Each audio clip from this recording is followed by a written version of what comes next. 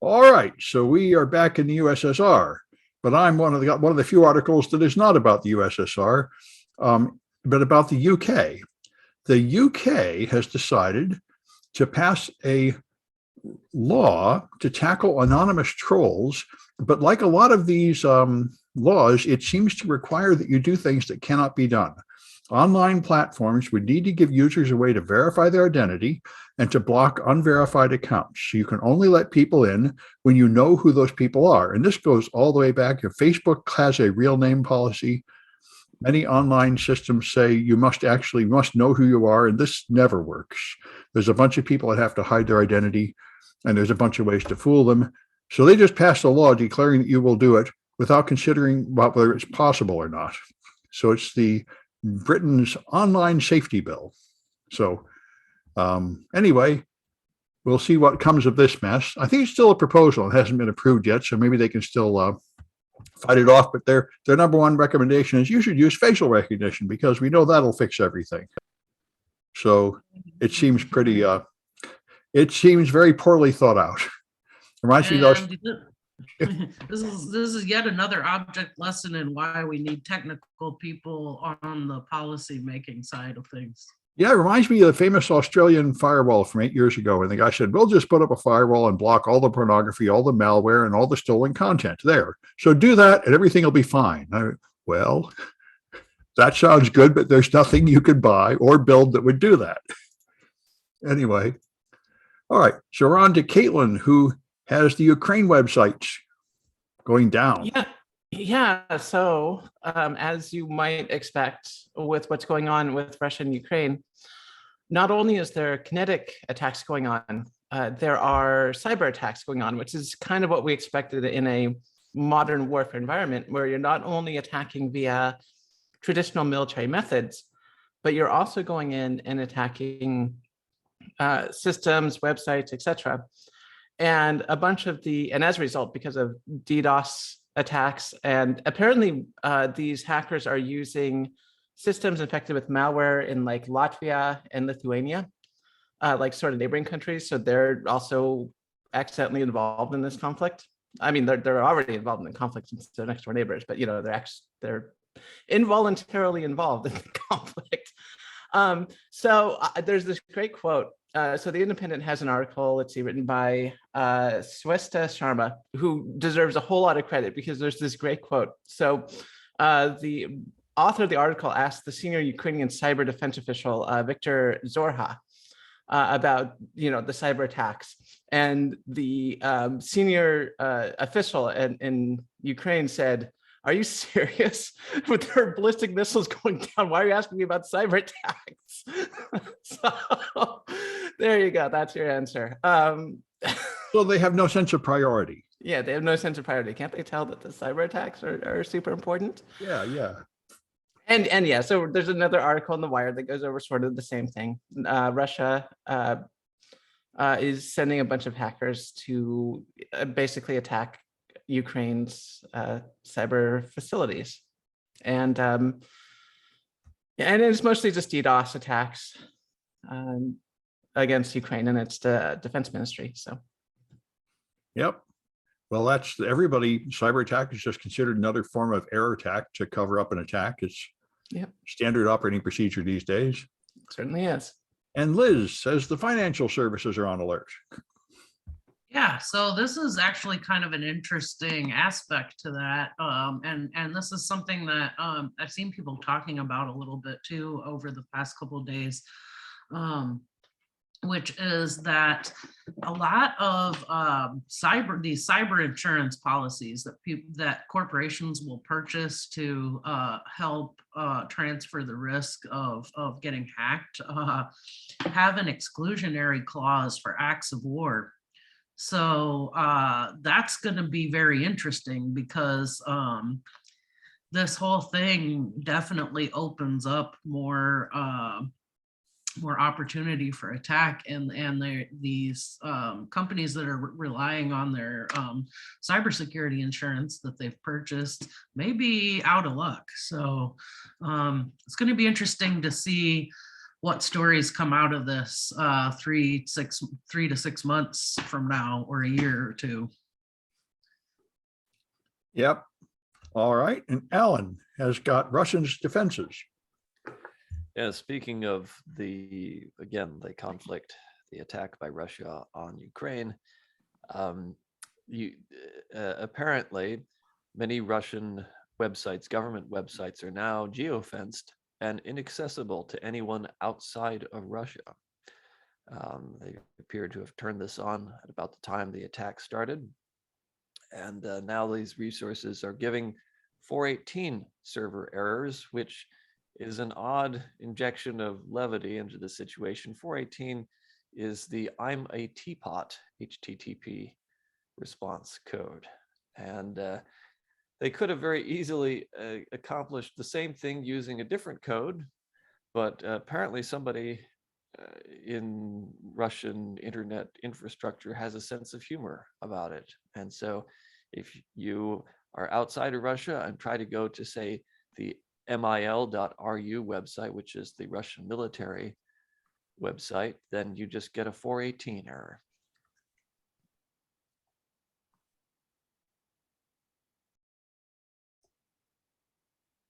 Sam, I believe you're on mute still. People first thought it was down, and I saw then they discovered it's just that they've hidden them all, presumably to stop them from getting attacked. Which is a sensible move, I suppose, from a defender standpoint. Yeah, sure. And I'm sure that everybody wants to attack them too. All right. And so anyway, the Ukrainian central bank. I was kind of surprised by this. I saw a video earlier today of people trying to leave the country, and the Ukrainian military will stop the buses, go on and impound all the men. All the men between ages 18 and 60 are compelled to go back and fight in the war. You cannot escape. And apparently they don't want you taking your money out either. They've suspended transfers and they won't let you take your money out of the bank. So they aren't letting the men leave and they aren't letting the money leave the country, which I guess is part of the martial law. But anyway, of course, since they're blocking electronic cash transfers, the sales of Bitcoin have doubled. I would have expected more than doubled. And everybody's trying to move their money around with crypto. So we'll see how well that works out, but it is only logical. And then Kaitlyn has got Facebook. Yeah, believe it or not, social media is in the news again. The Straits Times has an article talking about Facebook users posting about Ukraine. And this is kind of interesting because it's not the normal story you would expect right now, where you would have misinformation campaigns spreading fake news around social media. This has to do with the fact that a lot of gamers are posting footage of their video games, which are very realistic in low lighting conditions. And they're claiming that it is the conflict in Ukraine. But of course, it's not the conflict in Ukraine, it's a simulation, but it's a lot of people are falling for it. So this just makes shifting through fake and real news during the fog of war just that much more difficult. Another kind of deep fake. It's not really a deep fake, and I'm not entirely sure the motivation behind all of this. Some of it might be just them trying to get views on their gaming channel, like, oh, it's Ukraine, haha, and then people thinking it's serious. Some people might be, playing tricks and jokes, saying, this is Ukraine when it's really not, haha, pie on your face kind of thing. But yeah, I mean, it's the modern ability to create realistic war graphics in video games is causing some issues in determining real news and fake news, which is just the modern world we live in. Just like Wag the dog. All right, so Liz has got wiretapping. Yeah, so also Facebook, there was an interesting story that came out in Forbes, and I usually take their stuff with a grain of salt, but occasionally they have some pretty good articles. And this guy, Thomas Brewster, wrote an interesting article on a company called Penlink, who is, and it's pretty fascinating. They've actually been around for a really long time. They originated in the early 90s, actually, to help law enforcement. Their origination story was that a law enforcement entity had a ton of call logs they needed to go through in a short amount of time for an investigation. And this company started out by helping them devise a system to parse those call logs and look for the evidence that they were trying to get. And it grew and grew and grew. And now what this company does is provide entities like ICE and FBI and state and local police with a variety of information from social media, such as Facebook, Snapchat, Google Map data, a lot of Google Map and Gmail data that they provide. And it's got some pretty interesting privacy implications in here.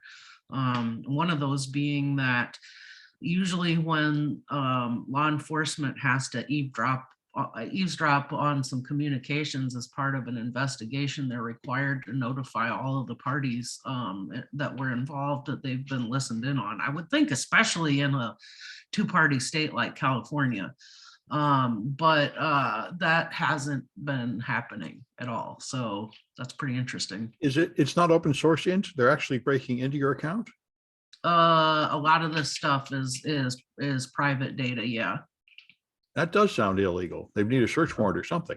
Mm-hmm. Like your Gmail for sure is private, and that was mentioned in there. I believe Snapchat is too. I don't think that that's necessarily like posting everything out in the open like Instagram or whatever. All right. All right, and Alan's got tracking Russian movements. Yes, among the many examples of open source intelligence being used to inform both government policy and just the general public following events in Ukraine and Russia.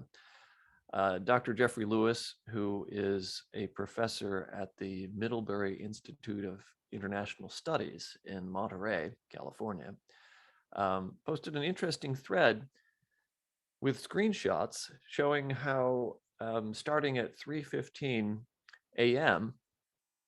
local time, Google Maps showed a traffic jam from Belgorod, Russia to the Ukrainian border. And you can see it in the screenshots that these roads are highlighted in red, displaying how the traffic has pretty much stopped moving. And he goes on to speculate that this was caused probably not by Russian service members carrying Android phones, but rather just civilians who happened to be driving on that road at that time. Not very many, of course, but driving on that road at that time, who weren't able to move because of the columns of material that are moving down those roads. And of course, if you look at those maps now, they've cleared up entirely. But an interesting indicator or early signal of troop movement at the beginning of this invasion. Yep. All right. Yeah, I talk about this a lot in the classes. That's a high security thing having an effect on a low security observable. So it's a covert channel leaking out information. And all right. And so we've got, there's been a call from the Ukrainian government. They've called on their hacker underground to help attack Russia. They've had a place you can go apply if you're like a hacker, and they will sort you into either the attack team or the defense team, and presumably check your resume and experience and assign you to the hacker army. So they're being far more organized than your typical anonymous op kind of thing. So we'll see what comes of that.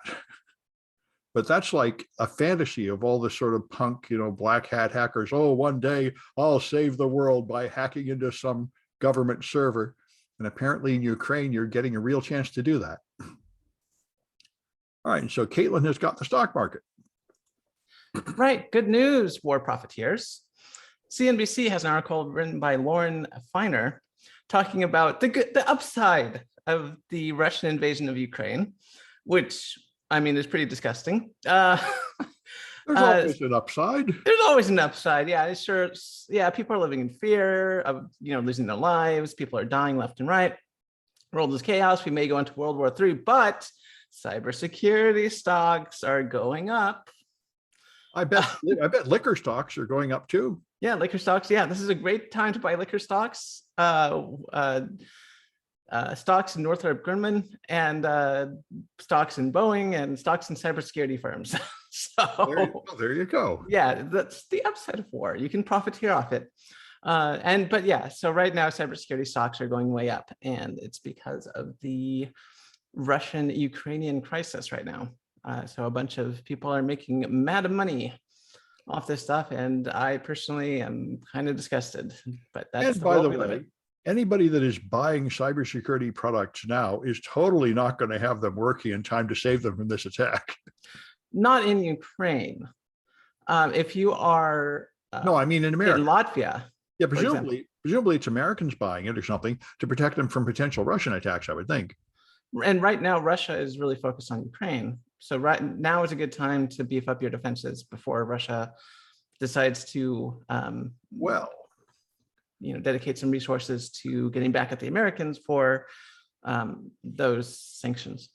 The ISA, yeah, CISA does not agree. They announced last week that everybody should beef up their defenses, expecting Russian attacks. Oh, you should absolutely right now. Right now is the time you should be beefing up your cybersecurity. Yeah. Anyway, all right. And Liz has got attacks on Ukrainian linked to GRU hackers.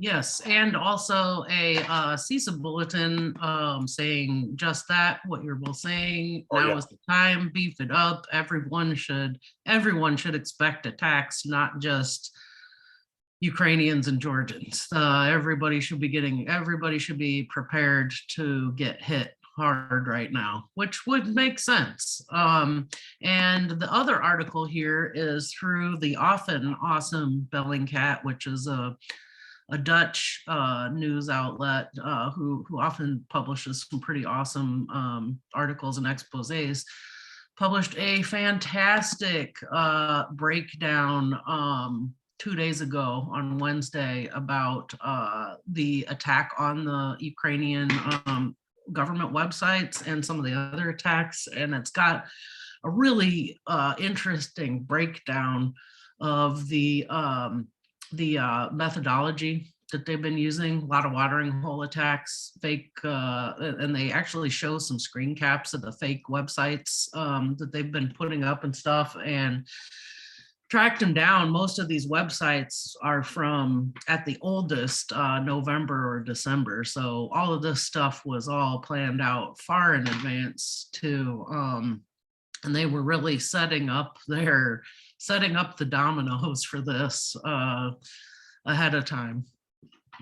During the time they were massing troops at the borders in Crimea and so on, they were also setting up the cyber attacks that we're seeing the fallout from now. Yeah. It's worth going to read this. It's pretty interesting rundown. All right, and Alan's got Reality Winner. Reality Winner, yes, the whistleblower who is the longest imprisoned whistleblower in the history of the United States, and who was responsible for leaking the NSA produced classified documents that documented Russian interference in the US elections in 2016, has given a very long interview with Dinah Temple Raston, who's a reporter at The Record and also NPR. And it's a very revealing portrait of Winner. It's a very interesting story. A lot of background that we haven't heard previously, and it gives a lot of context to Winner's decision to leak this document. and also the fallout from that. One of the most interesting aspects of this to me was that she didn't give it a great deal of thought. She just printed out this report, 5 pages, and then dropped it in the mail to the Intercept. And then she pretty much forgot about it. She didn't hear back from the Intercept. Nobody contacted her. Nothing happened for about 3 weeks. And then one day the FBI showed up on her doorstep, and that was the end of that. So did the Intercept leak it? Well, the Intercept screwed up badly. What they did was they, the reporters who were assigned to the story received the document, and then they sent those to the NSA for confirmation. And then what apparently nobody realized was that embedded on the page itself, printed on the page, is an identifying code that's very tiny. I thought we've all known that for 20 years. Well, the reporters at the Intercept, the names of which escape me at the moment, are truly incompetent. Yeah. And the head editor-in-chief, apparently was also incompetent. This is the one time Glenn Greenwald has been right in the past 10 years. He seems to have gone insane. He has, yes. Let's not talk about Glenn Greenwald, except in the context of this, in which he was right to criticize his former colleagues at the Intercept. And they were wholly responsible for implicating Reality Winner and getting her imprisoned. The one good thing that the Intercept did do was they paid for her legal defense.